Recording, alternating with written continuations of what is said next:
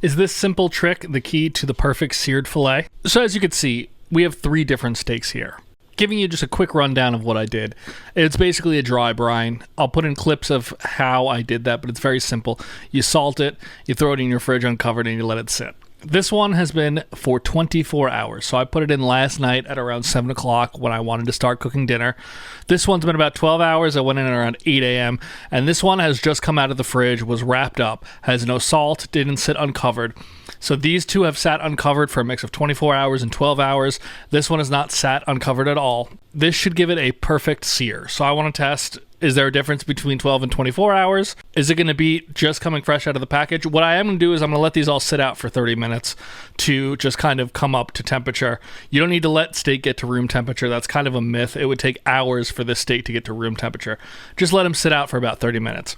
These also are not the greatest cut. As you can see, they're very nice on one side, but they're a little small on the bottom side. So they're not going to be the most beautiful steaks, but you could tell this one that's 24 hours, it's really starting to get a little bit of that dry, funky color on the side of it, which is interesting. So I'm excited about that. This one doesn't really have anything. So I'm going to let these sit for 30 minutes and then we're going to cook them and that's it.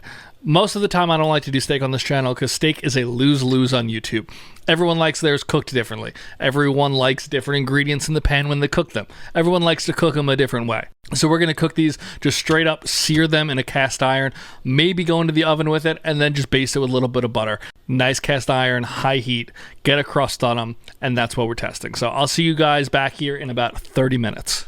After that 30 minutes, I'm going to season the one that had no seasoning and no dry brine the most. None of these had pepper from the beginning, so they're all getting salt and pepper now. That dry brine 12 and 24 got a little bit of seasoning. The other one got the most, just to even it all out. And now we're going to throw this into a hot pan. It was preheating for about 4 or 5 minutes. We added a little bit of a neutral oil, and now we're getting those steaks in. The way I'm going to remember them is by the handles, the 24 hours. The one to the top of it is the 12, and then the one to the right that I just put in there is the no dry brine at all. We're going to keep that same pattern throughout. I'm going to turn the pan so they all heat evenly. After 3 or 4 minutes, that has a beautiful crust. You can see there was a little dry spot there in the middle that wasn't touching the pan, but that's totally fine. Shockingly, though, this one has an incredible crust. The one that wasn't dry brined at all honestly might look the best at this moment, but we're going to let them keep doing their thing.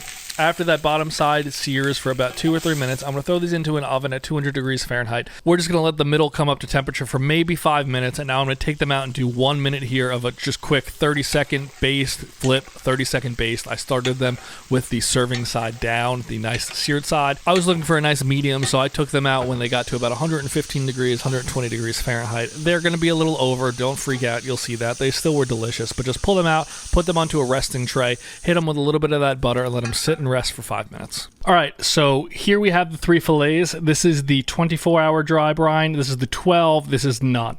Sear-wise, they all look pretty same to me. Cook-wise, I feel like this one's going to be a little over just because it was a smaller steak. But let's dive in and let's taste these 3. Sear-wise, I'm not seeing a clear winner. So if there's a huge taste difference, we'll see. But sear-wise, I'm not sure if the dry brine really gives you substantially better results.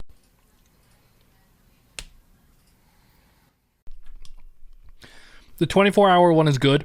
You could taste the salt throughout it, so I think it does absorb a little bit of that salinity. It may just be the outer part, so let's try the other 2. Definitely overcooked it a little bit, so all of you steak purists, don't come for me. I know it's slightly over.